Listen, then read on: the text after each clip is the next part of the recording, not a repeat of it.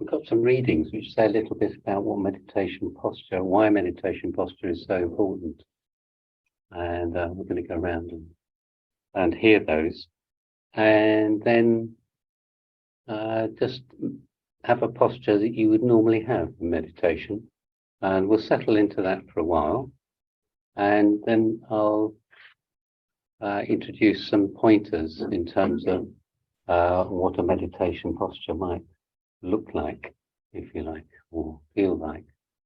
And so you can get a chance to sort of do a comparison between how you're actually sitting at this moment, the way you normally do, and whether there are certain things you could become more aware of in time to try to develop your meditation posture. And after that, we'll have a chance to think about our posture, history of meditating posture. Is that right? History of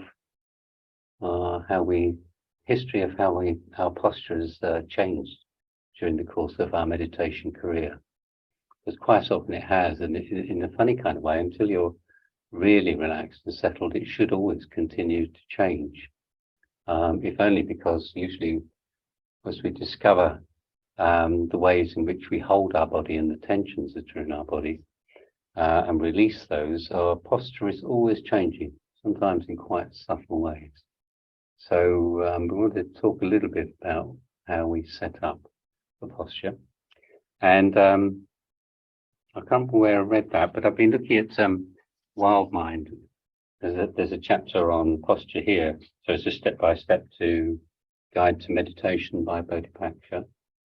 And also Kamala Shila's Buddhist Meditation. There's an appendix in this revised version about posture. So I've drawn the material from that, and also from the source, which is the Buddha, of course, from the Satipatthana Sutta. So what I was going to suggest is that we hear the opening comments about something about meditation posture and its importance, and then we'll go into just sitting with the body in terms of how it feels physically, its physical shape. So Amal's going to read number 1, Georgina's going to read reading 2, Nigel's going to do reading 3, and then Dave's going to do reading 4. So just leave a little bit of a gap at the end of each one, so I wouldn't say absorb, but you know what I mean, so it doesn't feel like a sort of and then we'll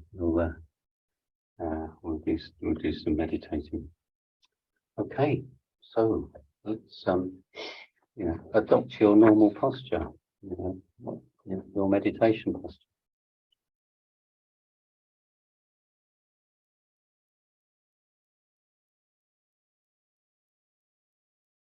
Here, gone to the root of a tree or to an empty hut, they sit down, having folded their legs crosswise, set their body erect, and established mindfulness in front of them. Mindful, they breathe in. Mindful, they breathe out. Here, monks, in regard to the body, a monk abides contemplating the body, diligent, clearly knowing and mindful, free from desires and discontent in regard to the world.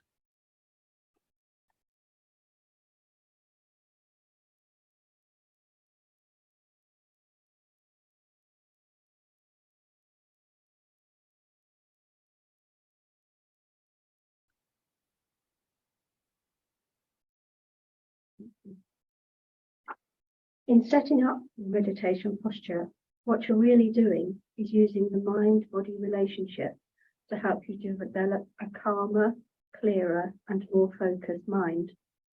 There is no escaping this relationship if you want to change your mental state.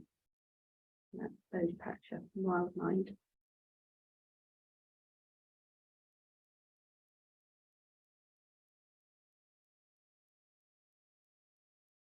The body is where Buddhist practice begins.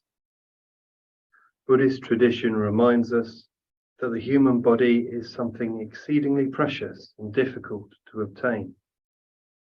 You should therefore treat it with kindness and respect, for it serves as the basis from which everyone can meditate, gain insight, and attain enlightenment.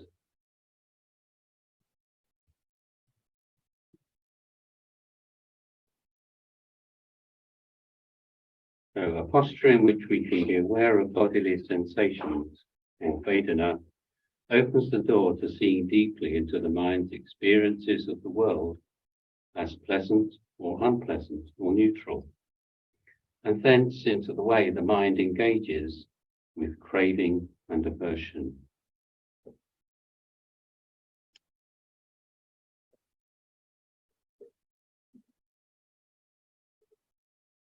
Okay, so settling into your meditation posture as you know it.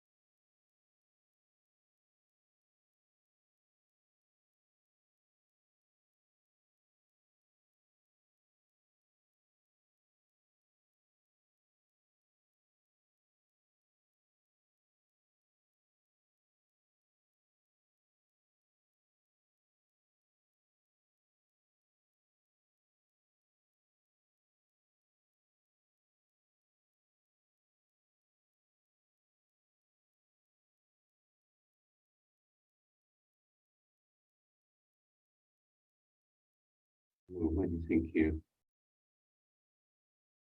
settled into your known posture, bring your awareness to the breath in the body.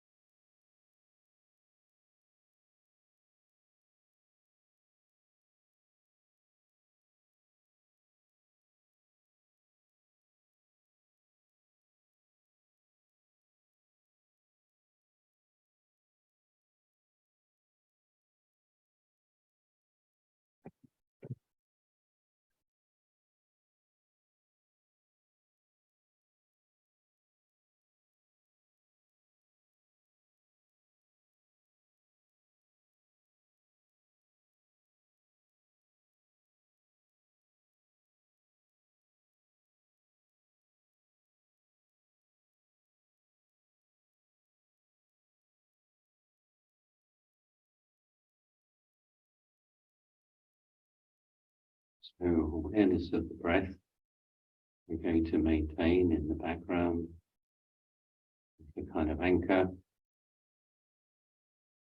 If our mind wanders off, we come back to the breath.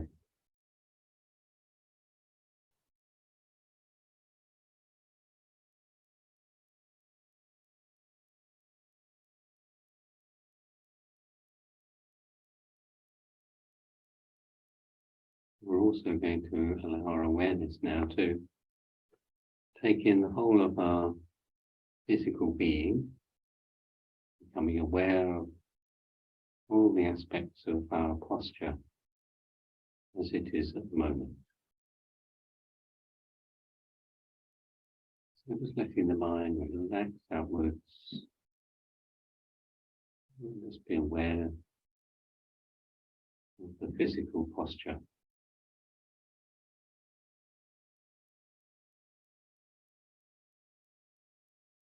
Right from the top of the head, right down to the tips of the toes.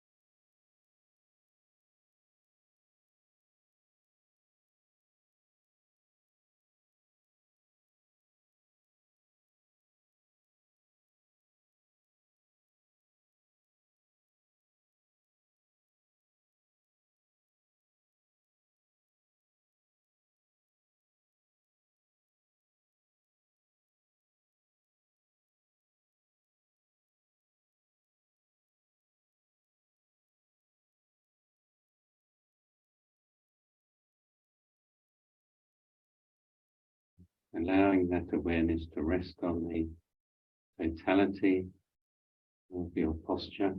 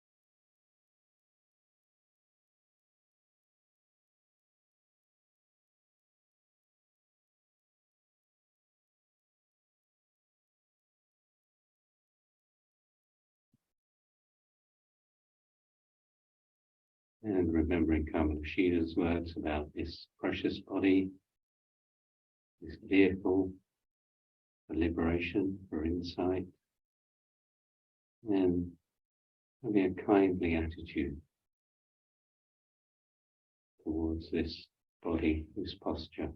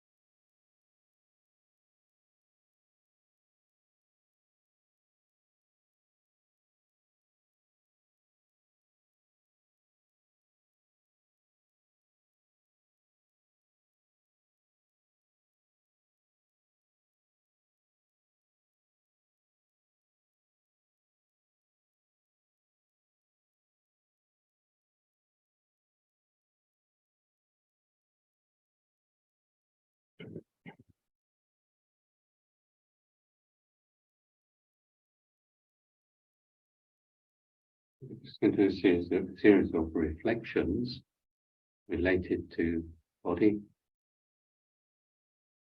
with a couple of minutes to reflect on each one. So the first one is having a sense that the majority of your weight is carried through the sitting bones.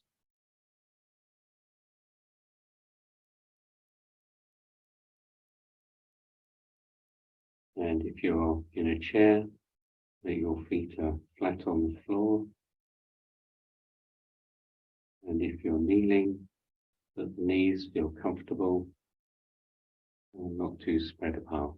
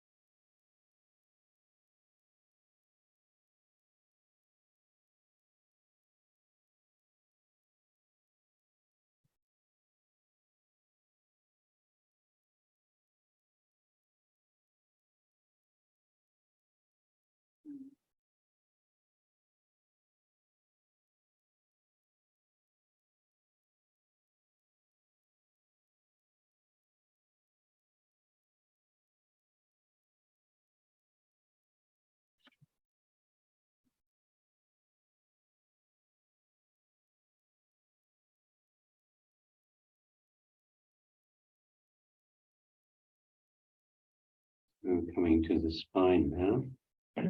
Is there a sense that your spine feels upright and following the natural tendency to be slightly hollowed at the base?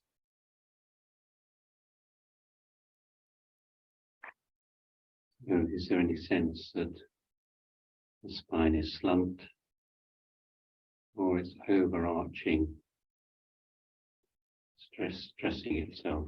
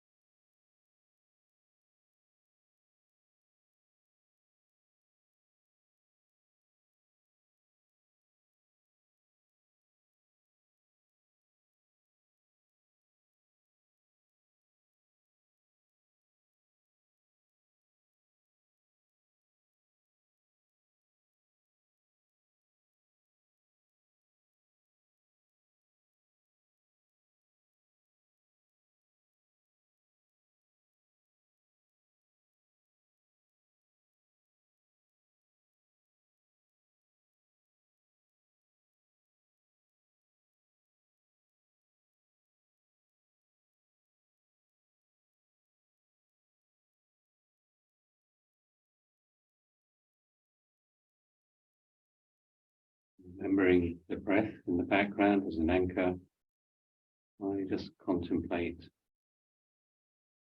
the quality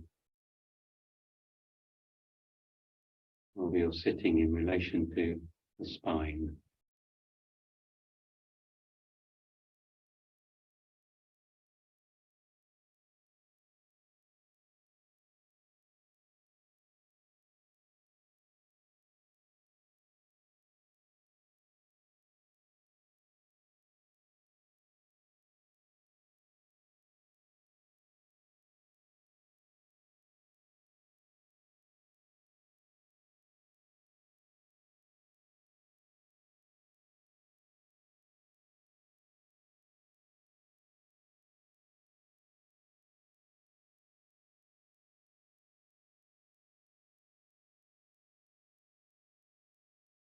And can you notice your spine moving slightly with your breathing?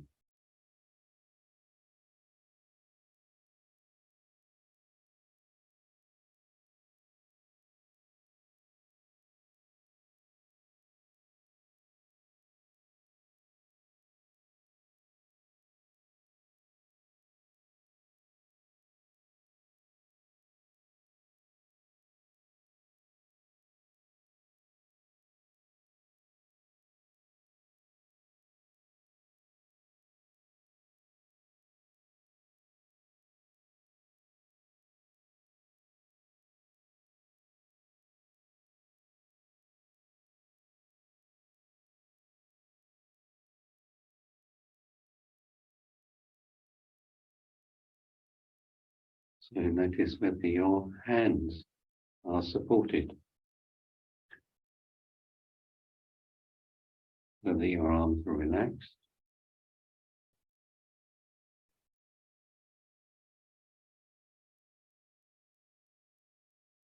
and your shoulders can relax too and roll slightly backwards.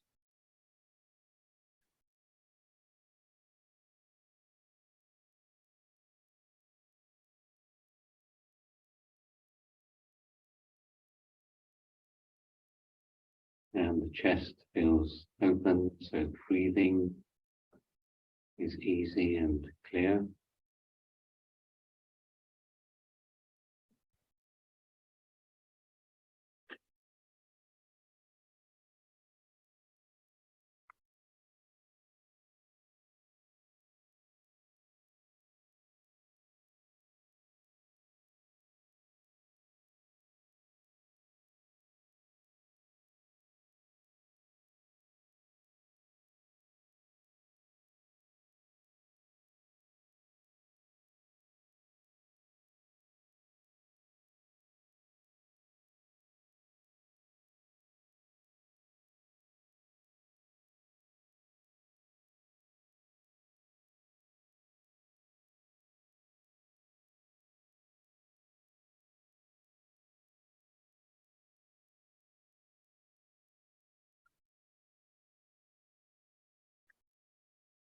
And the sense that the head feels balanced on the spine.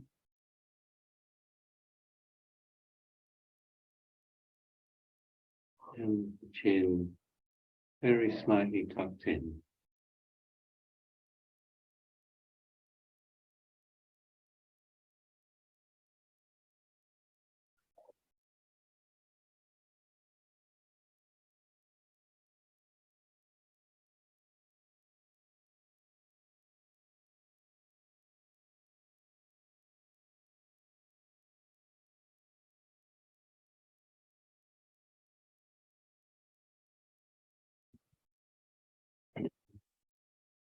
A good indicator of how our mind is operating in regard to the head is we have a tendency to be looking upwards.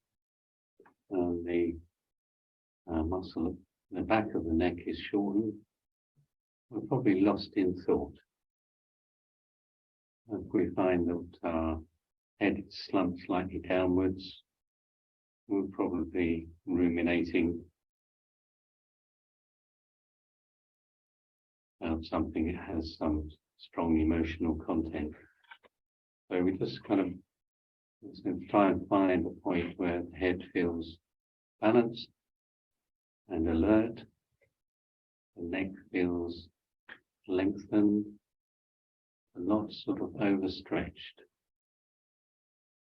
This lengthening is a sense of just relaxing into that posture.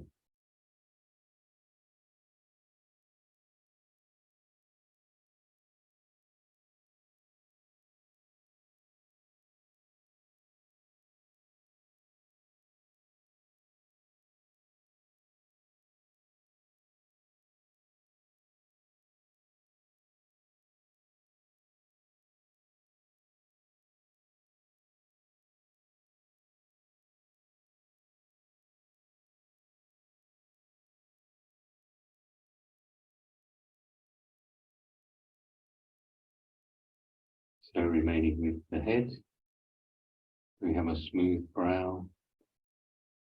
Are our eyes relaxed? Is our jaw relaxed? Is the tongue relaxed? It's resting comfortably in the mouth.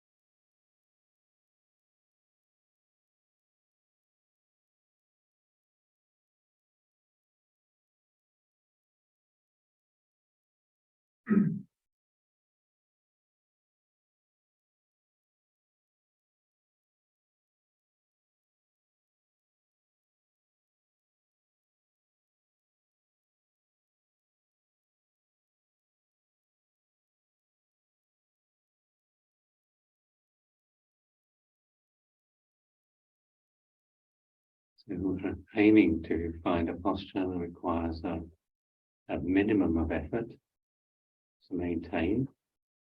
But it has these qualities of dignity and alertness, a sense of physical ease.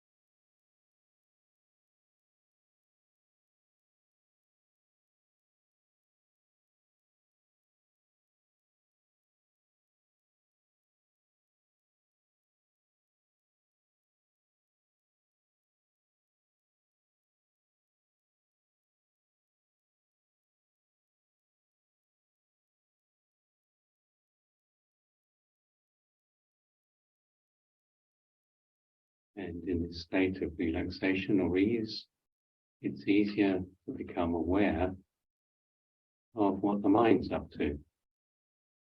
There's more space to be able to contemplate thoughts and emotions. But of course, our mind might not be wanting to do that. So there are a number of distractions that the mind comes up with to stop us getting settled. These might include things like constant sort of moves to scratch or itches in the body, pull the ear, audible yawning or sighing, twitches, rustling, settling and then resettling, even coughing. All subtle ways the mind can prevent us from relaxing into the body, into our posture.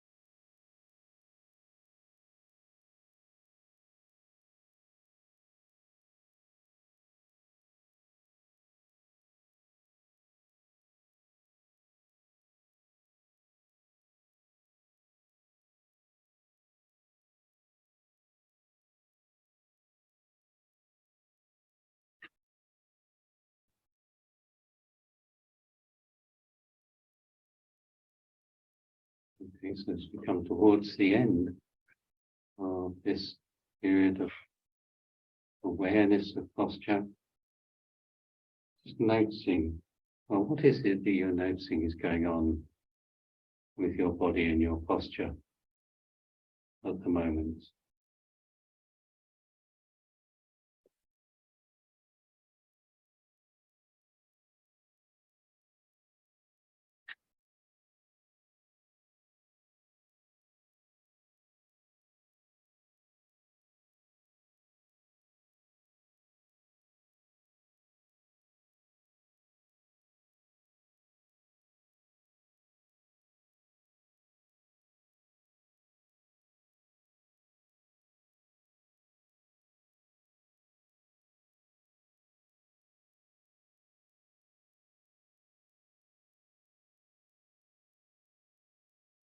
And similarly, what do you notice the mind is doing at the moment?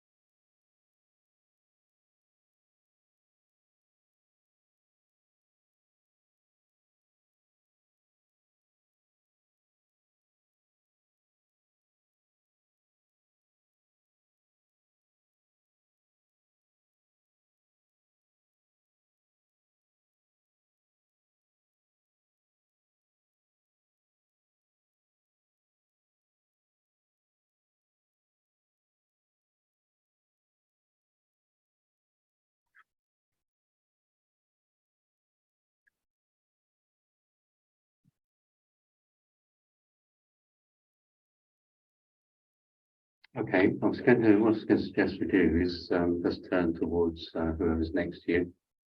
You might end up in a 2 or a 3. Just explore a little bit about anything you found out about your posture or your awareness of the posture even. You might have been coming here for years, not even really aware that you have a posture. You know, you just put yourself down and do what you do. You okay to do that? Yeah. And do just sort of move chairs, be bold, just move so you can actually. And I suggest if you're online, Matt and Helen, as perhaps you talk with each other a bit about posture. Do that for a few minutes. One thing I've forgotten about was that actual level of the head. So if you get it in the correct position, just makes a big difference. It become a lot clearer, not calm. And it's not, just that slight bit makes a complete difference. Yeah. I've forgotten that. Yeah. I think it's a general thing about posture. Some really very small shifts, how we set up can make a massive difference. So that's one of the things that Sheila emphasises. Certainly my experience. Yeah. And the thing about the head is, I don't know what other people like. In my life, I kind of adopted a slightly like that against the world sort of posture. And as soon as I started to try and just sit in a more relaxed way, I just find myself going back to it. So what it revealed, through having a sense of what a relaxed posture is, it just revealed certain areas where the mind had sort of habituated the body to holding against the world in a certain way. So, with that awareness, it was easier to begin to sort of think, oh, what's all that about? What am I holding on to? What can I let go of? Are people familiar with that sense when you're like that? Usually you're down in the dumps or down in your boots somewhere. It's really interesting. There's such a strong physical component related to what the mind's thinking about. And you can see some people like this sometimes, there's a big smile on their face, So it's obviously very happy thoughts, but it's not meditation. Yeah. You get it in football matches, don't you, on television? The losing side, the commentary always said their heads are going down. With the winning side are. Yeah. We want to be somewhere in between. Neither winning nor losing. Middle way. Yeah. Any other thoughts? Phil, you have we answered your question? Well, I was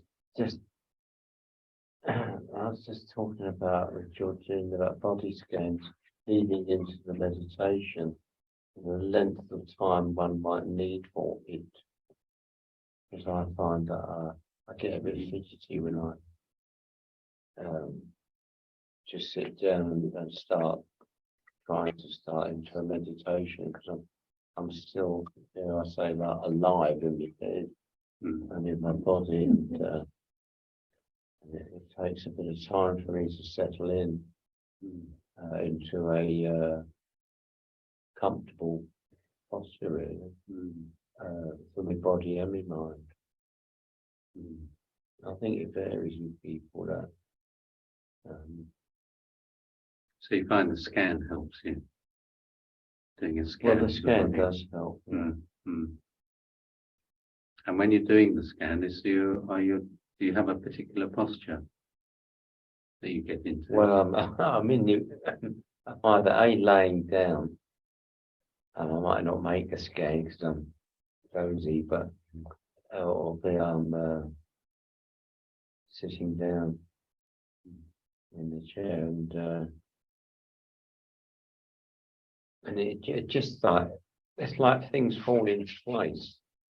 I find after a while, it's not immediate. I mean, it's not going to be, and I say a while, it might be 10, 12, 15 minutes.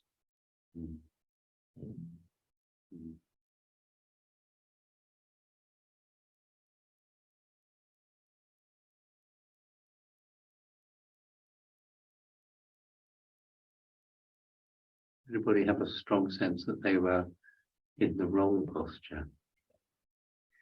I can put it like that. I'm just thinking, I never realised that before. My spine is kind of like that. Or it's overarched. I'm currently experimenting with my seating because I tend to slouch, and I find it difficult to meditate in a chair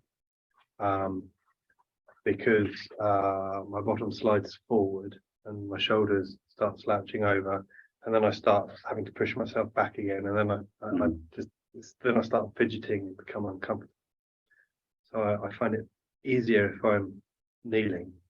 I'm currently experimenting with the heights of that And whilst we were meditating, I was getting a lot of tension in my back, across my back, below my shoulders, lower than my shoulders, around my ribs. And so I've increased the height of it by 1 block, and it's kind of straightened me up and brought me forwards really, and that's much more comfortable now. And you can feel that most of your weight's on your sitting bone. Yeah, most definitely. Yeah. Whereas before this area was doing too much work. Yeah. So too low. Yeah. But with that, it's really important for me to have my hands supported so my shoulders aren't being pulled forward. Yeah.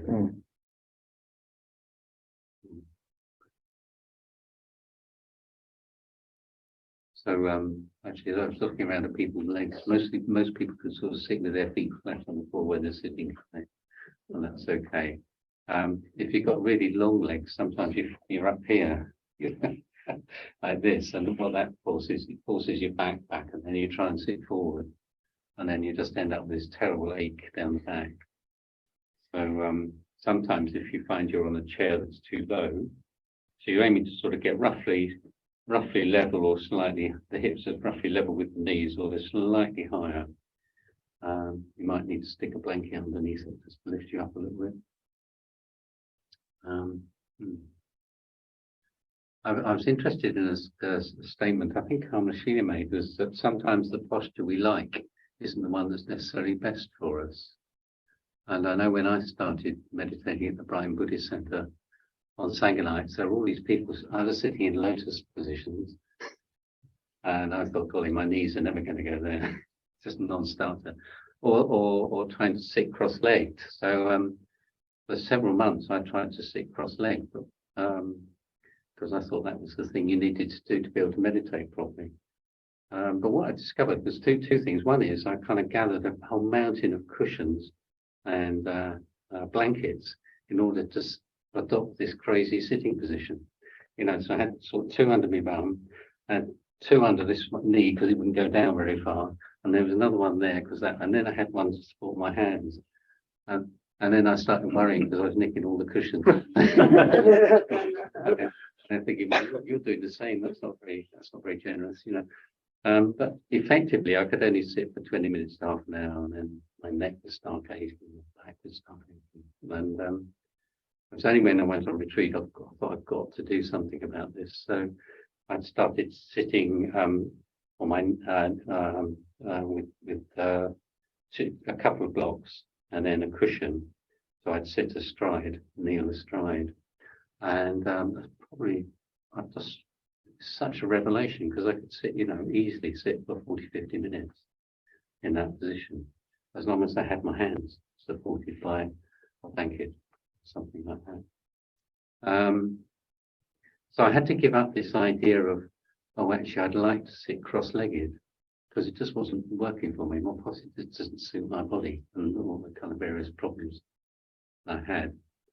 And then eventually my knees started going, so I couldn't kneel anymore. So I went through a period of thinking, oh no, going into a seat's a real kind of almost like an expression of sort of, what do you call it? Giving up or something. Just didn't feel right to be sitting. So, and it was in a chair. So it was an interesting process to just, in a sense, try and let that story go and think, well, if you're going to have that, if you're going to keep fighting sitting in a chair, you're never going to find a way of doing it. And that's the only way you're going to be able to carry on meditating. So somehow, eventually, I managed to get to a position of just experimenting with sitting in a chair. And that's what I do all the time now. I really appreciated with Bratton Darkney once. We were talking about it once. She says, oh, well, these days I just adopt the shape of the chair. I thought, oh, that's really interesting. I'll just go with that, see how we get on. And sometimes that works, but I think with these chairs, for example, I think that they're because the back leans back. If you're looking to get a little bit of support on your back, you tend to sort of lean back, and in the leaning back, your neck's stressed. And then if you try and come up, to sort of have that sort of posture with the neck, you're having to sort of strain the neck here to stay upright. And that tends then to pull your shoulders out of position. So these chairs, just to try and adopt the shape of this chair, isn't necessarily the most helpful thing to do. Some of you may have a different experience, of course. You may have a body that's only suited to this chair. So it's always kind of just worth thinking about, where have I come from with my posture? I think one of the other things I was mentioning the stress here. One of the things the other notice is once I was getting into the thing about this, the attitude that we have in terms of our posture, one of dignity and alertness. And the word dignity for me, you have to find your own word. It's almost like it's a tingle down the back of my back. I can feel my back just sort of coming alive and straightening up a bit. And again, I was aware of what happened with my lower back was I suddenly sort of slumped down again. And that was just old historical stuff. It was kind of like, it's almost like holding yourself against the world or, giving into the world somehow. It's interesting that I don't get that anymore. I put that all down to Buddhism, But it's quite a challenging thing sometimes. When we start looking for a posture which is appropriate, we begin to discover stuff about ourselves, that way our bodies kind of set itself in the world in a way. And we have to be very patient. I don't know whether other people have had experiences like that.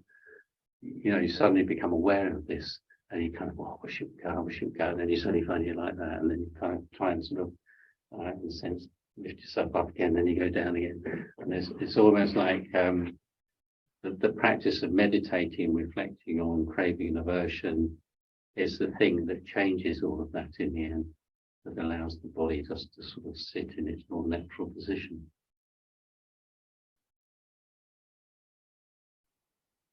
When I first started meditating, I actually couldn't sit for very long at all because I felt like I had a lump in my chest. I couldn't breathe. It was just awful. It was nothing to do with the position. It was just all the stuff that was going on, I think. And eventually it just went with time. So it's almost the position is we can't distract ourselves anymore, and stuff begins to emerge. Yeah. I used to have a thing when I was kneeling, so kneeling with my feet back, and every now and then I get settled, and then my foot would suddenly twitch, and I thought, it's interesting. You kind of think, is that a mechanical problem? After I realised that it was the mind just disrupting the meditation, just a little thing like that. Of course, the mind just becomes instantly aware of the flick, and it's not meditating anymore. Some people fidget and rustle a lot, pulling their ears, scratching their hair, endlessly adjusting their paraphernalia to get into meditation posture. There's quite subtle ways we do it. Some people sniff or sigh a lot. I don't know whether anybody recognises any of those because they're all distractions, basically. If you've got a cold and you've got a runny nose, you're going to sniff. But actually, a lot of what we do in meditation by way of physical movements are just distractions. Just pull us away out of awareness. I don't know, has anybody got any favourite ones of their own that you're prepared to admit to? Or even aware of? Well, there's a tension there, though, isn't there, about being comfortable and just itching the itch or trying to ignore the itch. How far? What do we do with that? Yeah, that's if there's an objective, if there's an itch. It's really interesting, is the mind creating the itch? Yeah. I mean, it's fascinating, isn't it? Yeah. So it's playing with like leaving it alone and seeing if it will go. Yeah. Being aware of it, but seeing if it will go, and then just going, no, it's not going to. I'm just going to scratch it anyway. But sometimes people don't. They just go like, and there isn't even an itch there. It's just this constant movement. Well, it's instinctive to scratch the itch, isn't it? Which is what I do. But if I don't do that, it does disappear of its own accord. Yeah. And it actually, it probably goes out of your mind before it disappears. I think the thing, because I do scratch sometimes if there's an itch, I do it these days. I know I'm doing it. So you just do it, get over and done with, and then get back to medicine. So it's almost like you don't break the meditation process. I think it's more that sort of where we're sort of this becomes a distraction. You're not even aware that the scratching, like you say, is so instinctive. We just sort of go like that, or whatever it is, and or we're twiddling with our thumbs, or sometimes sort of flexing, getting them. Do you know what I mean? Sort of thing. People have any twiddles like that? Well, I sort of do my thumbs have got a life of their own.